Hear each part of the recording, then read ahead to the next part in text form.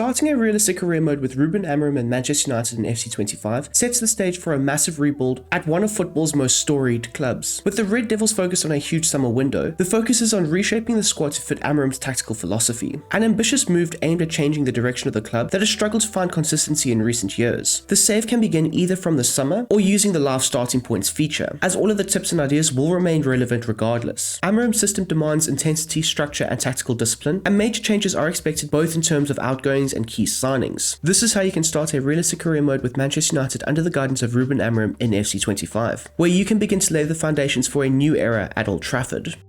Starting things off, especially for a career mode like this, I always think it's very important to try and replicate the real life tactics as closely as possible. In a realistic career mode, staying true to the manager's tactical identity and philosophy, it adds a layer of realism and helps shape the squad building for the long-term project. With Ruben Amorim at Manchester United, he's well known for his 3-4-3 structured and disciplined setup, and for FC25 that foundation has been adapted into a dual formation approach, as Ruben Amorim has both used a 3-4-2-1 formation as well as a 5-2-3 structure when going a bit more defensive against a better opposition side. So I'd highly advise that you use both of these formations in your game for a realistic career mode save. A large part of this video will focus on identifying the right player profiles to fit the tactical needs of the system, whilst also looking to offload those that don't quite fit into Amorim's future plans. In a career mode like this, it's all about trying to build a squad that reflects the manager's tactical philosophy and gives the overall project a realistic chance at success. Moving on to the Manchester United first team squad, and there are currently 41 players in it, with quite a few of those players being out on loan. Now that could be Rashford or Sancho or Anthony or Tyrell Malacia, all first team players that have been pushed out the door, either to try and be sold in the summer or possibly maybe stay further on past the summer window. We'll be discussing all that in this segment of the video. As for always, if you don't mind letting me know your thoughts and opinions down below in the comment section, that is always appreciated, and we can try and strike up a friendly footballing chat. Although we all have our opinions, it does get a bit heated. But nonetheless, we'll start off with the goalkeepers and then run it through all the way to the strikers. So we'll start off with Tom Heaton, Onana, Bayindir, and Vitek. Now, as for Tom Heaton, he is set to depart United in the summer window. He will not be extended, which is quite worrying. Not because Tom Heaton was amazing for United in his time, or in his second stint at the club, because he's barely featured, I think, only in pre-season. But if United are getting rid of Tom Heaton, or they're not extending Tom Heaton, that is unfortunate news, because it means that one of Onana or Bayindir, who are also expected to leave the club, one of them might be staying, unless Manchester United have a crazy epiphany and they decide to completely overhaul the goalkeeping area of their team. I do suspect that one of Bayindir or Onana will stay. Now, in terms of Onana, there have been reports linking him with a move to Saudi Arabia. The Saudi clubs are interested in trying to bring him to the Saudi Pro League, and that could be great, because if United could try and sell him for 20 to 30 million, we would make a profit on him. After the last 2 years, we paid around 45 to 50 million pounds for him. So if we could try and recoup some of that money, have a good green tick in the PSR column, that would be amazing. But if we can't sell him, I think that it would be Altay Bayindir that does eventually get pushed out the door. And that would open up some space in the squad for us to go and recruit a young goalkeeper that would eventually be the first team goalkeeper. Now, there's also Eli Harrison, who I think should get like a chance in the first team. How bad could he be compared to Altay Bayindir and Onana? He's done very well for the under 18s or the under 21s. One of those teams, I'm not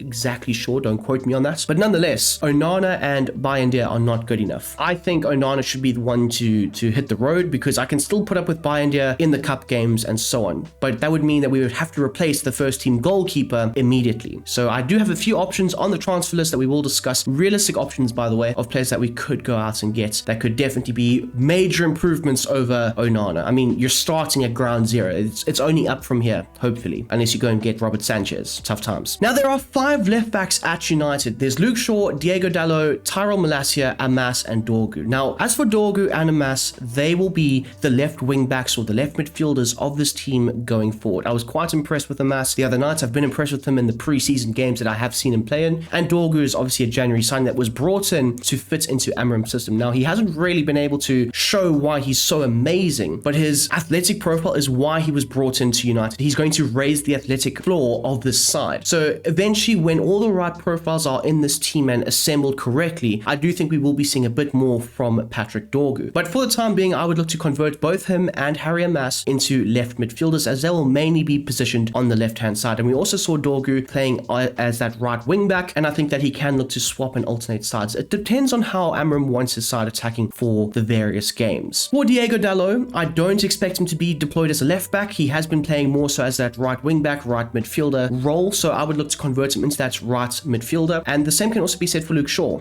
or not really the same, but he should be converted from a left-back into a left-sided centre-back or a centre-back, as I think that that is his best position going forward, and I think that's the area of the team that Ruben Amorim sees him fitting in the best. That left-sided centre-back that can also get into the attacking zones, whipping crosses that we saw versus Newcastle. It was his first few minutes back from his injury. He was able to supply a cross into the box for, was it Rasmus Højlund? And Højlund obviously put it wide. But nonetheless, I think that Luke Shaw does have a long-term future at that left centre-back role or left centre-back position, or he possibly could get sold. However, with various other players set to leave, I don't think United would look to try and push Luke Shaw out the door immediately. Maybe in season 2 or season 3 under Amorim, possibly. But for the time being, Amorim does rate Luke Shaw. He does like him a lot, but it's also about trying to keep Luke Shaw fit and ready for on-the-pitch minutes. And then there's Tyrell Malacia, who was loaned out in the January window. He was loaned to PSV with an option to buy of £15 million. Now, if that option does materialize, that would effectively mean that United have somehow made a profit on Tyrell Malacia. Now, before everybody jumps down my throat and say, you know, Fabrizio Romano reports that we bought him for 17 million or whatever, that was 17 million including add-ons. The base fee was 12.5 million, and I'm pretty sure we haven't done anything of any significance in the last 2 years that Tyrell Malacia has been at Manchester United, because for more than half of that time he's also been injured, but we haven't done anything of any significance to trigger those 5 or 6 million in add-ons. So if we were to sell him for 15 million pounds, that would effectively be a 2.5 million pound profit, which is absolutely insanity at its finest. But the point to Tyrell Malacia is I don't think that he will be at United past this summer window, the upcoming summer window. I think he'll either stay at PSV, which would be amazing, 15 million pounds in the back pocket, fantastic bit of business, or United would look to try and sell him to another club. Onto the centre-back position, and there are quite a few centre-backs on the first team box, which I was quite surprised with, but there's Aiden Heaven, Johnny Evans, Maguire, Lindelof, De Ligt, Martinez, Reece Bennett, Euro, Jackson, and then this kid right here, who I'm not even going to try and pronounce his name. Now, in terms of these 3 young loanee players, they're all youth academy prospects, and I don't think they have a future, a long-term future in this Manchester United team, which leads me to believe that because United are also broke, we would try and sell the youth academy centre-backs, Bennett, Jackson, and this kid. This summer window, I think it's trying to cut a lot of the first team squad that's not really able to add to the team immediately, and that would be these 3 players right here. But in terms of Lenny Yoro, he is the key fundamental cornerstone to the defense. You could argue him and possibly Aiden Heaven, depending on how Heaven gets on in the next few months or the next few years. But Lenny Yoro has shown enough over the last 2 seasons, whether that's at Lille or at Manchester United, that he does have what it takes to be a potential world-class centre-back. And in an ideal world, you would want players like Martinez and De Ligt to be around him to try and help nurture that talent. And in my opinion, that is the best back 3 that United can try and assemble, with De Ligt as that middle centre-back, Yoro on the right, and of course Martinez on the left. But it's not an ideal world, and Martinez is out for the next 7 months and might only be returning at the end of 2025, beginning of 2026, and of course that's an ACL injury, so he could have a lot of time out with other injuries as well. And then there's Matthijs De Ligt, who has been largely impressive this season. I can't deny, I can't lie, he's been very, very good, but he has had a few injuries that have kept him out for, I would say, important games, but a lot of the games that he has missed haven't been that important because United have just been garbage. So those are the 3 players that I do see having long-term futures at United. Martinez, hopefully he comes back, and what's sad is just before he got injured and he tore his ACL, he was getting back to his best. He was getting back to, just before he, broke his metatarsal, he was getting back to that form. He was scoring goals. He was whipping in crosses for Bruno Fernandes to score winners against Rangers, and now he's out for the next 7 months. God damn. Now, 2 players that will not be a part of the first team going forward will be Lindelof and Johnny Evans. Also, 2 players that will be leaving the club in the summer window, as they have not been offered contract extensions. Johnny Evans because of the age, but most importantly, Victor Lindelof because he's not good enough. And these are moves that we need to be seen consistently made. If you're not good enough, you shouldn't be in the team. You shouldn't be collecting the wage packet at the end of the week or the end of the month or whatever. And Lindelof, for the last 8 years that he's been at United, has not been good enough. He's had a few brief moments where he's been like, wow, look at this is amazing. But it's not been consistent or anything of quality, you could say. As for Maguire, I've been very impressed with him in this Ruben Ruben Amorim's system, which makes a lot of sense as to why they extended him when Ruben Amorim first came in, because Maguire, yes, he has been injured for like the last few games, but he's been largely impressive as that central centre-back looking to be a leader in the backline. And I think Ruben Amorim has really pulled Maguire to the side and said, like, I need you to be a leader. You're one of the older players in this team, and I damn near need somebody to rely on. And to be fair, to be honest, shockingly, to me anyway, I don't know about to some of you guys, but Maguire has been very, very good. And I've been very impressed. So having him stay for at least another season, maybe another 2 years, it makes a lot of sense, but it's also a financial thing as well. You can't get rid of Maguire and then try and reinvest that 5 to 10 million that you get for him back into another centre back that will give you everything that Maguire can in terms of passing range, defensive nous, and all that stuff. So I'm quite happy to see Maguire stay and have a new lease on life. If you had said this to me like 2 years ago, I would have told you goddamn lying. And then there's obviously Aiden Heaven, who has been very, very good since joining from Arsenal in the January window. Of course, he did pick up that injury. I think it was versus Leicester. Yes, it was versus Leicester. And a lot of people were suspecting a broken ankle or something because the way he went down and then he was carried off. And I was just like, oh,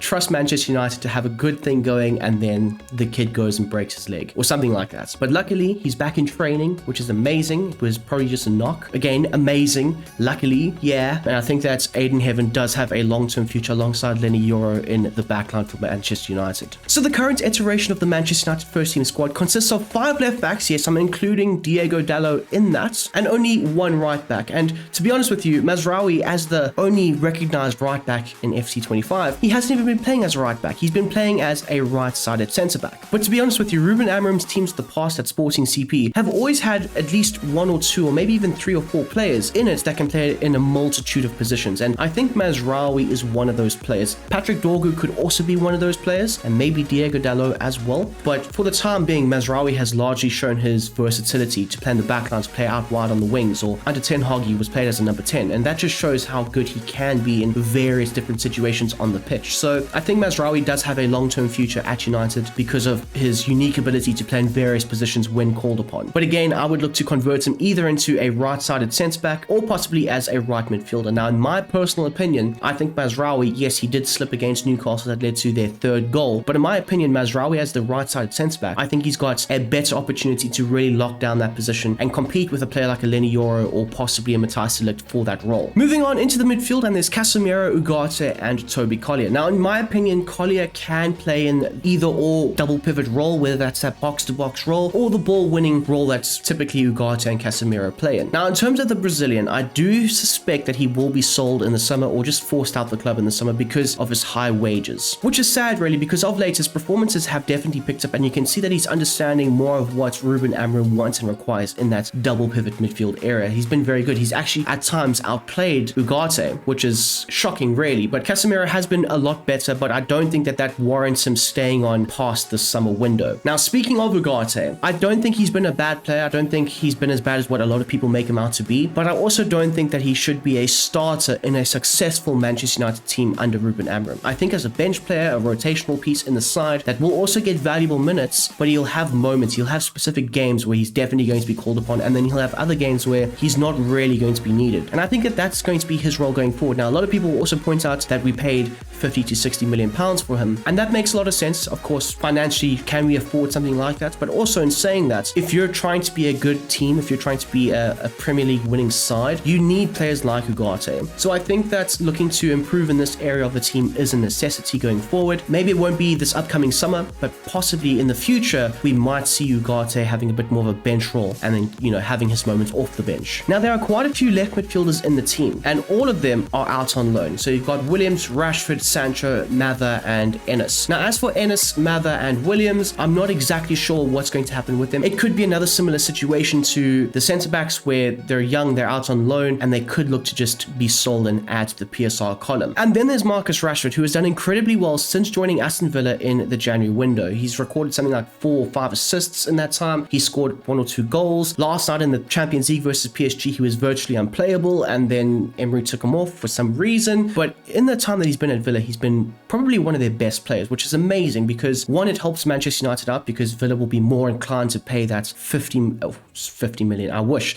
£40 million clause in the contract to make him stay permanently, and that would be amazing for both Rashford and for Manchester United. In an ideal world, I would love Rashford to stay at Manchester United, possibly playing as that left 10, possibly playing up front as a striker, and it was just 1 or 2 bad seasons and then he's back to normal. I'm a Rashford fan, but I'm also of the opinion that he needs to leave United in order to really reignite his career somewhere else. So £40 million for Rashford is looking like a bit of a steal, and it's something that I would want for both the player and Manchester United to try and do, find a move away and reinvest that money accordingly into the correct profile players for Ruben Amorim. Now, there's also Jadon Sancho, who's out on loan at Chelsea with an obligation to buy 25 million, but there's also a cancellation fee of 5 million, which is wild. Imagine having an obligation and then you cancel the obligation. You best believe I hate watch Chelsea, and I used to celebrate Sancho not recording anything throughout the course of a game, which was hilarious as well. But Sancho is a player who I will be cheering on now every time he tries to do something, because I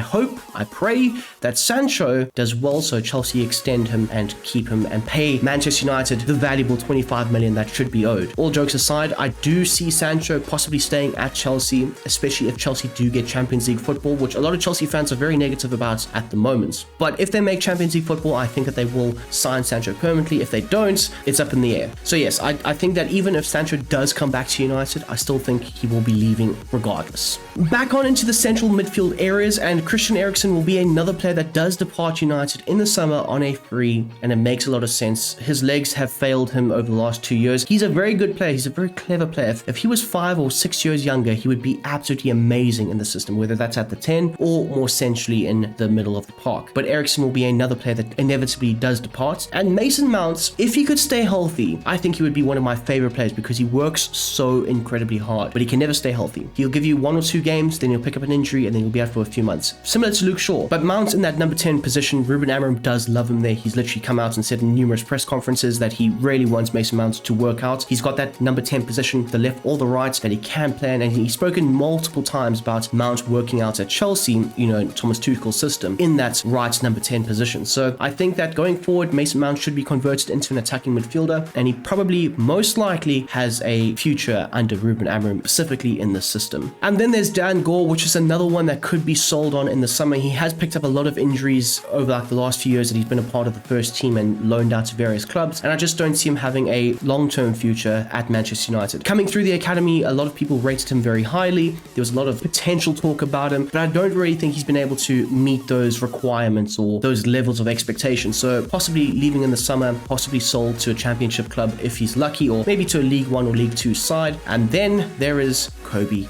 Mainoo. The team should be built around Kobbie Mainoo. The team needs to be around this player right here. He is special, he is a talent, and he is not going anywhere, regardless of what certain outlets say. He wants £300,000 a week, this and the other, which is complete BS. It's always hilarious to see United fans lose their shit on Twitter or X or whatever. But I genuinely don't think that Kobbie Mainoo will be going anywhere. I think that Ruben Amorim does love him a lot, whether that's in the 10 position or in that midfield role. And a lot of people are getting so worked up when he gets played as a 10 or a central midfielder or whatever. But they also don't really understand that with Ruben Amorim's system, you need to be fluid enough to play in multiple positions if you're going to work in his system. The only positions that very rarely change are the goalkeeper and the striker. And even then, we've seen Joshua Zirkzee play as a striker, as a 10, and so on. Again, it goes back to the Ugarte conversation of there'll be certain games where he'll be called upon. And there will be certain games where maybe Amorim sees Kobbie Mainoo's skill sets being played slightly higher up the field, or maybe even slightly lower down in the deeper spaces. And we've seen key elements like that with the way that Bruno Fernandes has been played. He's been played as a 10, he's been played as a 6 or an 8 or whatever you want to call it. And he's been able to be moved all over the field, and he's been able to adapt very well. And of course, Mainoo's also been injured for the last while, so we haven't really seen that fluidity in his positioning. But I think that Mainoo and Bruno are very similar in terms of how they will be played under Ruben Amorim, and they both have long-term futures under this manager. As for Garnacho, it's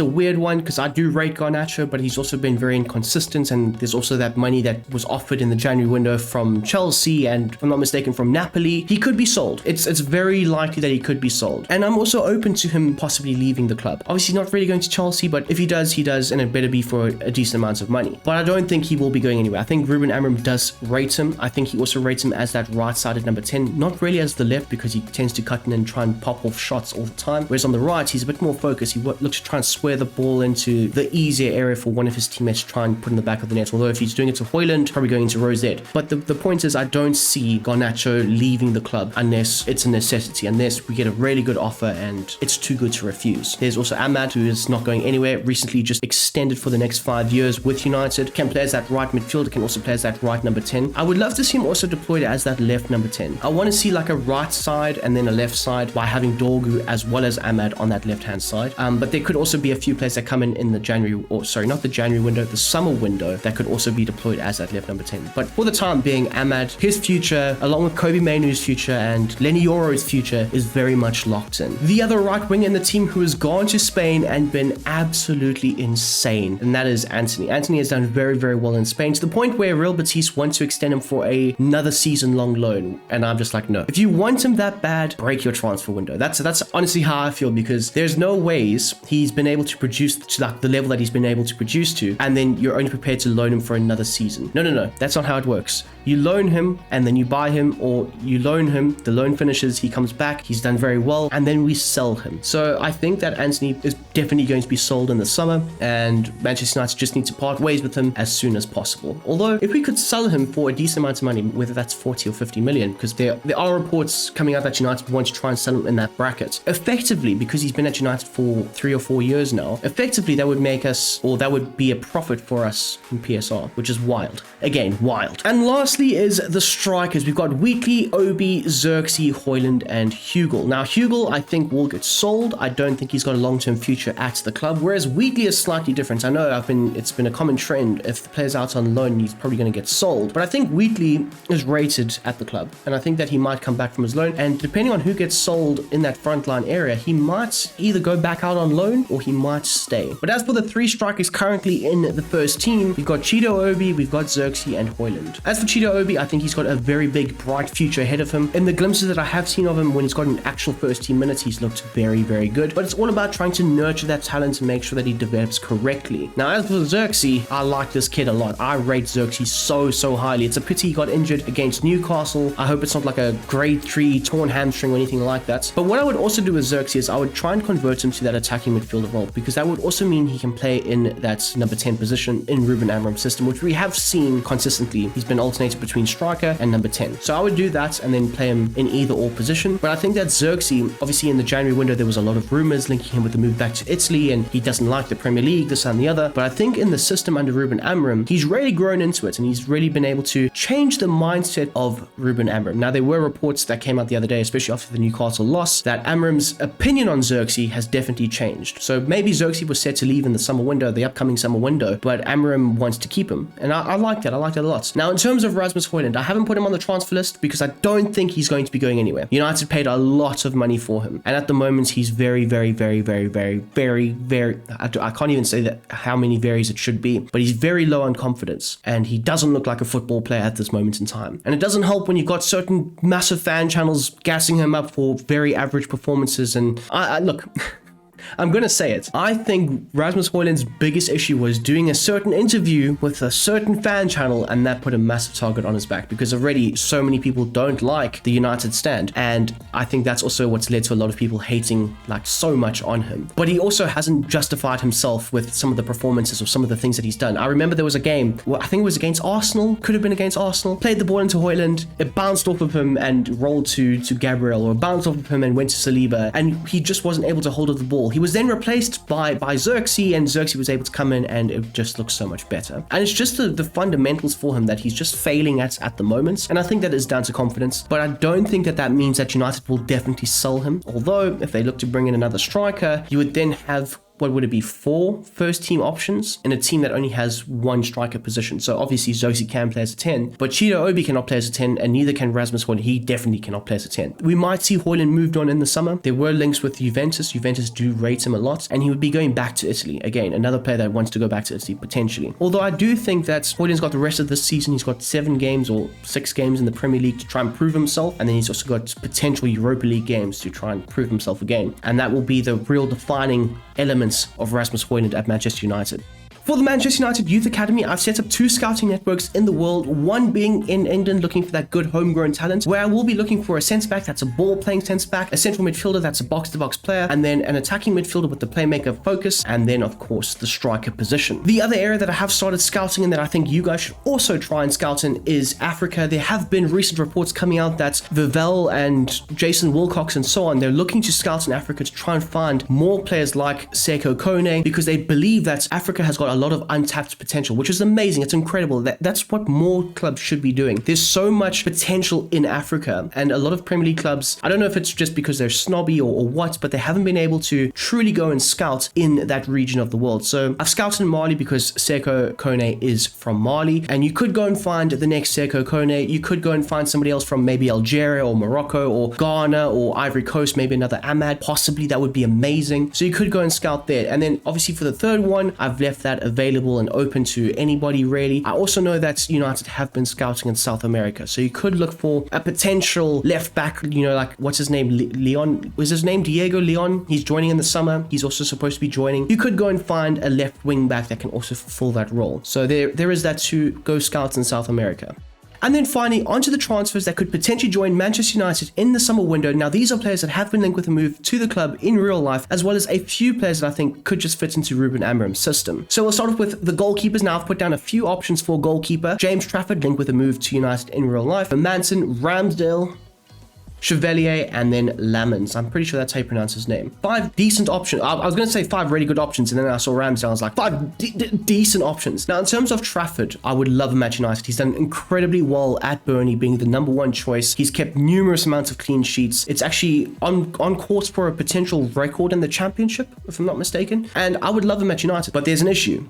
One, he's a former City player, and I would take him, just doesn't matter if he's a former City player. But City have got either it's a first refusal or a buyback option or even a sell-on clause. And those are things that get iffy when it comes to buying former Manchester City players. So we could either be giving City an extra 20 million, depending on how much Burnley want for him, or City could come in and swoop in and take James Trafford themselves. Especially with Edison leaving, you never know. So that's why I'm a bit hesitant when it comes to James Trafford. Although I do think that he would be a very good player for United. And that's also Mads Hermansen, who I highly, highly rate. He's made a few errors that have led to goals, but let's be honest, Onana has done that in multiple games this season, and so is Altay Bayindir. So Hermansen has shown he's got a better track record in the Championship, and even in a very bad, struggling Leicester defense, that he can make saves. He can be incredible. There was that game against Arsenal where he was Superman in between the sticks. He was saving everything. Yes, Leicester still went on to lose, but you can't start swimming and try and save the Titanic. That's how I feel. But he's 24, he's 77 overall, but realistically wise, I think that he does have the qualities to be a sweeper keeper, but to also just be a decent goalkeeper. Now, in terms of Aaron Ramsdale, I'm not a fan of this move.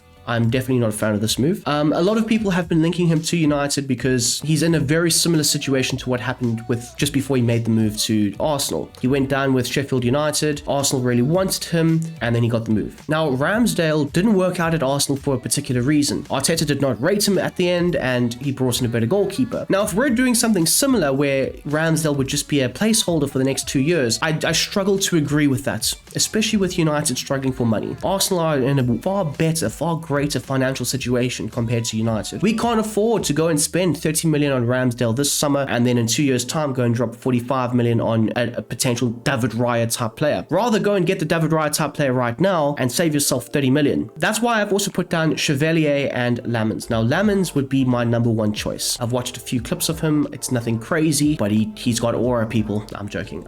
I don't rate players based on aura, but he does look very good. He does look very, very good. He looks like he's got a bright future ahead of him. And I mean, the same can also be said for Chevalier, who's done very well for Lille in Ligue 1 this season. So 2 options that I think United definitely can possibly go and use and choose. And all 5 of these players have been linked with a move to the club. So it's not just my personal opinion. These are players that are actually linked with Manchester United. And because of United's restructuring in their scouting, I think that maybe a player like Lamens, who has recently been linked with the club, we might see a player like this pop up and actually get bought. thoughts. And that would be fantastic. Honestly, amazing. Now, they've added 3 centre-backs to the shortlist. All 3 of these players have been linked with the move to United, so we might be in the market for one of them. And I would be happy with at least 2 of them, Branthwaite and Diamande. I'm not too sure about Inacio, but Inacio and Branthwaite are left-footed. And you might immediately think, well, that means left-sided centre-back. What? But in Branthwaite's case, at least, I don't think that he would come in and be deployed as the left-sided centre-back. Yes, he could play there, but I think it would be more for that middle centre-back role because he's got all the qualities to be deployed down the centre. He's tall, he's big, he can win all the aerial duels, but his passing range and his calmness on the ball is also a major driving factor to why I would consider him to join United. And of course, we were linked with a move for him in the summer, the past summer window, and Everton wanted a lot of money. I don't think that Everton would want less money these days because they're also trying to extend him and all that stuff. So I still think that they would want a lot of money. And then there's Diamande, who could also be deployed as that middle centre-back. He's done so for Amorim in the past, which makes me believe that he would be the right profile to try and consider for that role. As for Inacio, he has been linked with a move to the club, but I just don't see him as a middle centre-back. He is more so a left-sided centre-back of a back 3. And we've got Aiden Heaven, we've got Luke Shaw, we've got Martinez. Now, Martinez will be out for the next 7 months. Luke Shaw and Aiden Heaven, are they good enough to sustain that role whilst Martinez is out for the foreseeable future? If Luke Shaw leaves, maybe it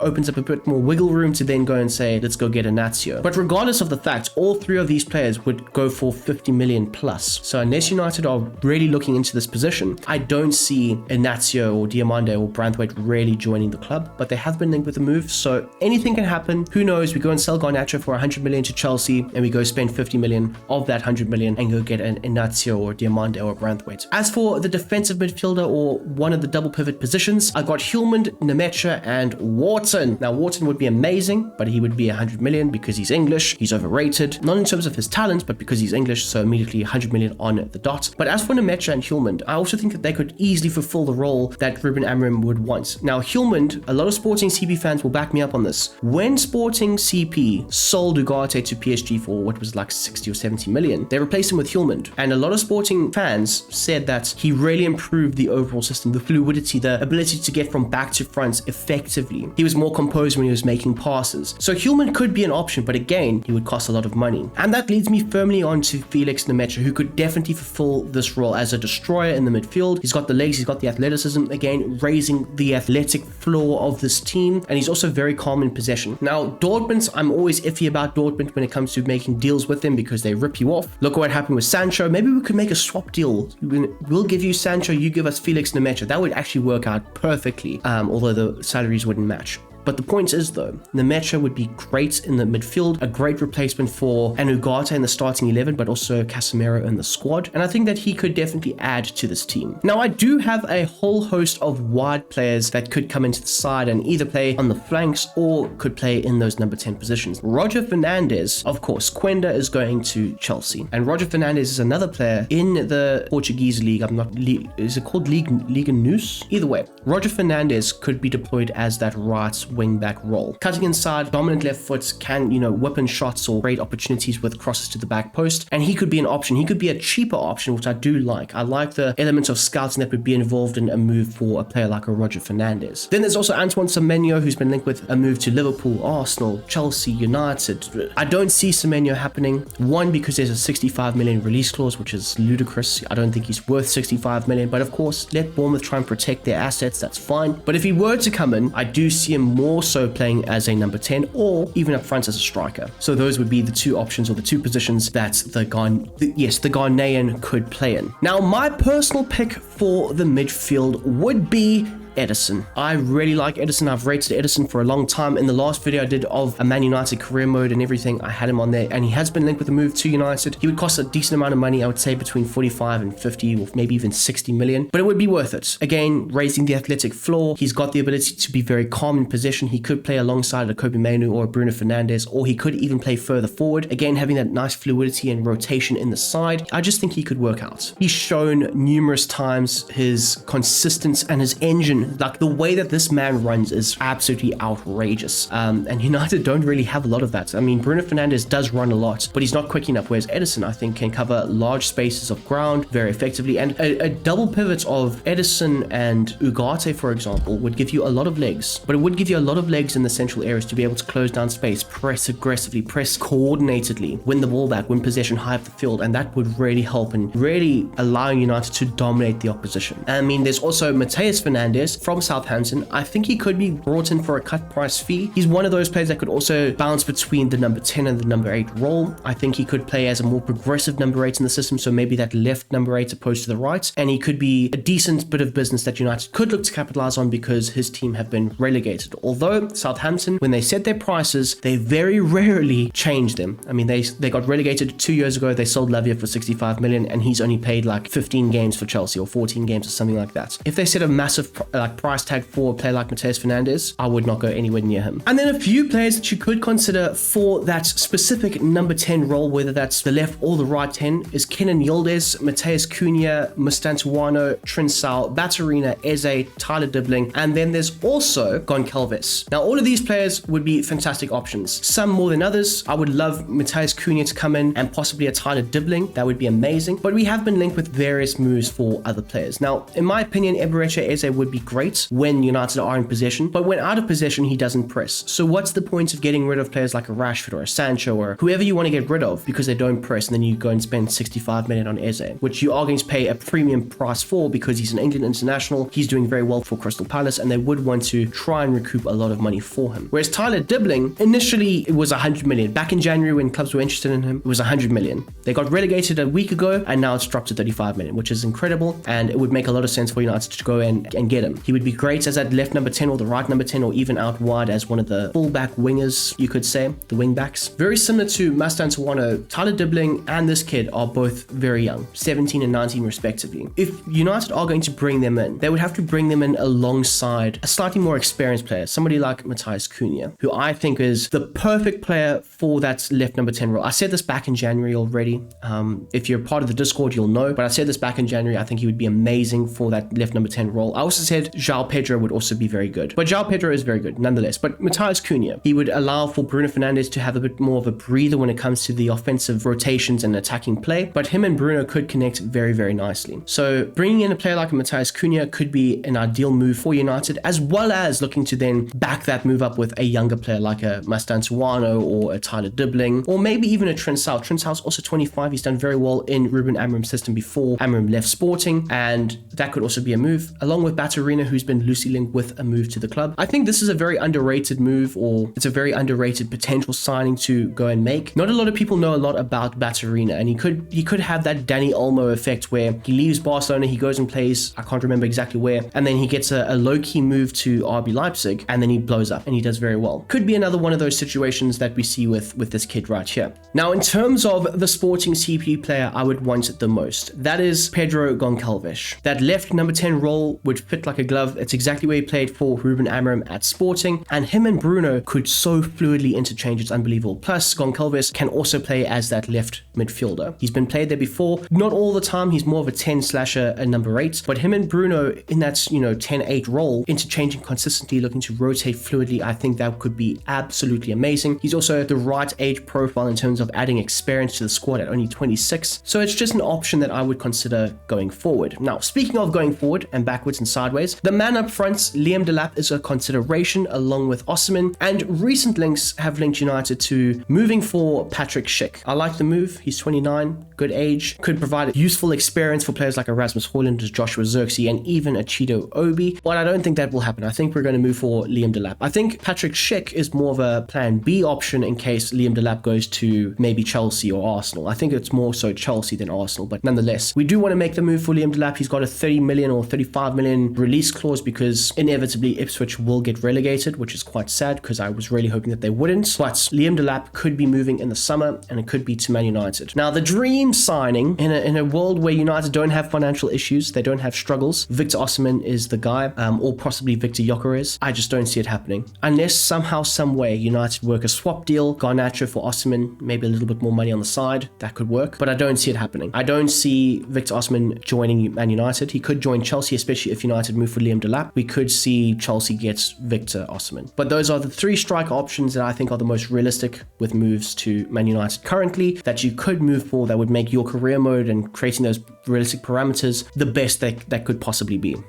And there you go, people. That is how I would start off a realistic Manchester United career mode with Ruben Amorim at the helm. The formation, the tactics, the signings, the players to leave, all that good stuff. I do hope you have enjoyed this video. And if you don't mind smashing that like button down below, whilst also subscribing if you are new, and join up with the Brom Squad Gaming Discord and even the Brom Squad Gaming Patreon. I create extra content on there on the weekends and all that good stuff. So if you would be interested in added content, do consider joining up with it. It's obviously it's a paid subscription thing, but it's only for those who really do want to have that extra content. Nonetheless, I hope you guys have a smashing goddamn day, and I'm out of here. Peace.